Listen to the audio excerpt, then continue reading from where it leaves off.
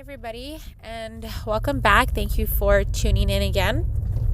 So, in this video, I want to talk a little bit about what not to do when you're in the discovering stage, or when you come to realize that you might be in a relationship with a narcissist and you start seeing some of these signs.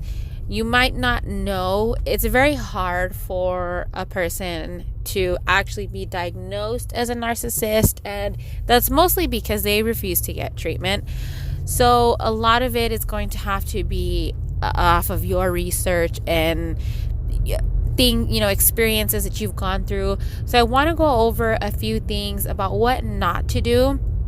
And the reason why I want to talk about these things is because if you definitely are in a relationship with a narcissist and you start acting out in any way, that can put you in a dangerous situation. And by dangerous, I mean that they could hurt you in some way, physically, or even your mental or emotional abuse can drastically increase when they start feeling like they might begin to lose you as their supply, especially if you've known this person for quite some time. It can be, I would say, anything probably over a year or longer if you're married to the person. So you do need to think clearly, and you need to think about everything that you're going to say and how you behave and all of that. So we're just going to go into that a little bit. So when you're in the discovering stage and you feel like you are in a relationship with a narcissist, the first thing that you are going to not do is you do not want to confront them in any way. You don't want to blatantly tell them, I believe that you are a narcissist. That can turn out a number of ways, but the majority of the time, they get very defensive. They will turn around and start calling you the narcissist. And then, of course, they're going to use gaslighting to kind of confuse how you think and how you see the situation, because that's how they've done everything up until this point. That's how they've been able to control you this whole time. And they're hoping that it's going to go in their favor.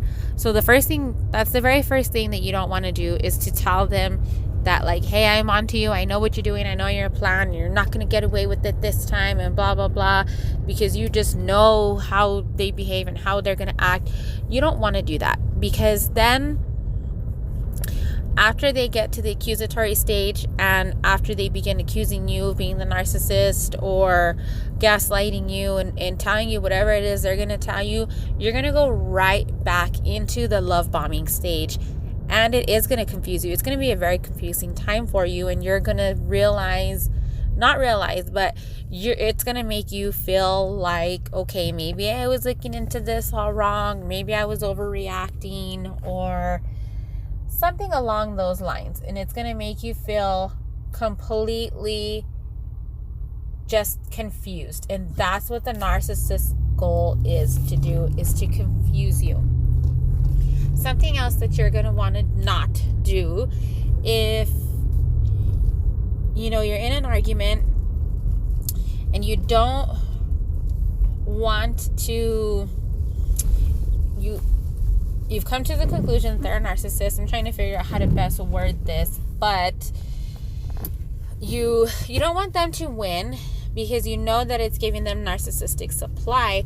But at the same time, you can't completely just say, okay, you're right, because then they're going to know that something's up. They're going to immediately wonder why you didn't give up a fight, or wonder why you didn't argue, and they're going to pick up on it. And it's almost going to be like they can read your mind. They're going to start asking you a bunch of questions, and it's going to turn into where they're giving you the third degree and accusing you of all of these things instead of the other way around. And you're almost going to feel like, how did they know that I was thinking these things, or, whatever it is. Because, again, it's all part of the gaslighting technique and a part of them ultimately having control. I don't know if you guys can hear that, but it is raining. And I just hope that it's not incredibly distracting, or I might have to redo this video. Another thing that you are not going to want to do if you have moved past the discovering stage and you've come to the decision that you don't want to be in this relationship anymore, or you want out, or you don't even know what you want yet, but you know that this person isn't going to change given their history and given everything that you guys have gone through. You do not want to tell them that you want to leave them. This is the biggest mistake that I believe that the victim in a narcissistic relationship makes, is because, you know, that's what normal people do. Normal people, when they're ready to walk away from a relationship, is you announce it and you make it clear that it's not working and that you should go your separate ways. Well, a narcissist, they're just not going to let that happen. They are going to they're going to put you right back in the love bombing stage again, and they're going to mix it in with a little bit of gaslighting, and it's going to be an incredibly confusing time for you, because you're going to start questioning the reasons why you wanted to leave the relationship, and that's exactly what they're hoping for. That's giving them exactly the supply that they're looking for, because they know that what they're doing is working. So you don't want to just come out and announce it and say, hey, I'm leaving, or I'm gonna leave, or anything like that, because it gives them time to come up with ways to keep you. It gives them time to woo you and time to pretend to fix whatever it is that you were asking them to fix, or whatever thing that you had asked them to fix previously, and they're gonna do it until they feel comfortable that you are comfortable again, or until you tell them, you know what, I'm sorry, you know, I can see that you're better and I love this new you and I'm so happy that you changed. Because as soon as you do that, they're gonna go right back to being their old selves again, and it's gonna be a never-ending loop. It's gonna just continue. Something else that you probably want to keep on the down low and not show to your narcissist is that you are researching narcissism. I know that it's very tempting to join support groups with other women, or to talk about it with other, even men, I shouldn't say just women, just people in general, or to talk about it with other people, because being a victim, and I don't even want to say a victim, but being on the receiving end of a narcissistic person is a form of abuse. They will not see it that way. And if they see that you are in a support group, whether it be online or in person, they're going to start telling you, again, the gaslighting. They're going to start giving you reasons for doubting why you're in that group. They're going to say, oh, our problems didn't start until you started talking to all of these people, or our problems didn't start until you started researching all of this stuff, or until you started watching YouTube, or until you read that one book. And they're going to blame it on whatever the thing is that's teaching you how to be guarded and how to not be the victim anymore. And it's going to make them seem like they are the victim because of how your attitude changed and how your outlook on everything changed. So it's important to kind of keep it quiet, because again, just like with all of the other things, it's gonna give them ample supply to go back to gaslighting you and love bombing you until you're just comfortable again, and it will just keep going.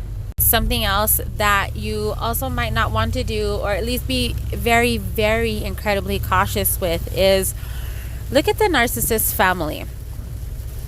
Now, it might be very, very tempting to approach one of their family members and say, you know what, your child is this type of person. I'm having a really hard time dealing with him, whatever it is, because they most likely are going to turn around, tell the narcissist, and the narcissist will either, of course, outright argue with you, or the narcissist will be getting their supply from that person that you told and using them to coerce you into changing your mind. And it's basically like gaslighting, but they're going through a third party. And this is what a lot of people in the narcissistic kind of community call a flying monkey. This is somebody who is going to do the narcissist work, somebody who the narcissist tells a lot of things to, but this person doesn't see that they're a narcissist. They just keep giving them that supply, and they're going to do whatever the narcissist tells them to do or that they think is right, simply because that person said so and because they believe in them, and they're going to use that person to get to you. That's what we call a flying monkey. So you do have to watch out for that as well. I know with many narcissistic families, they will stick up for that person through and through, no matter what that person does to you. That person could be physically abusing you, and the family will see it, and they won't do anything about it. Those are the kind of people to stay away from. It's very hard to explain to somebody what a narcissist is, because a lot of people don't understand it until you're actually living it. And most of the time, the narcissist is the product of a narcissistic parent as well, or a narcissistic sibling, somebody that was also very close to them. So I would highly recommend not to go to their family in that way, unless you absolutely know that that person would take your side in the event something were to happen. I mean, it could be completely different, but the majority of the time, again, they're going to use them as a flying monkey. So ultimately, in the end, you just want to be very careful with how you approach your attitude and your feelings. You don't want to let the narcissist know that you're onto them, and you don't want to let them know that you figured them out, because as soon as you do, it's gonna kind of seem like you were the crazy one, because they don't act like that, because they're gonna put you right back into the love bombing stage, and that's all that anybody else is gonna see. Just watch out for yourself, be safe and careful. So I'd love to hear what other topics you guys have for any other videos, and I will bring them up in another one, maybe do a Q&A or whatever it is that you guys want to talk about. There is an email address linked below if you don't want to comment on the video. I know a lot of people don't like leaving public comments, so that's why I set up the email, so that you guys can email me as well privately. I will never share anything that anybody sends in via email unless you have given me permission to do so in your email. But other than that, I hope to read a few stories, and I will see you guys in the next one.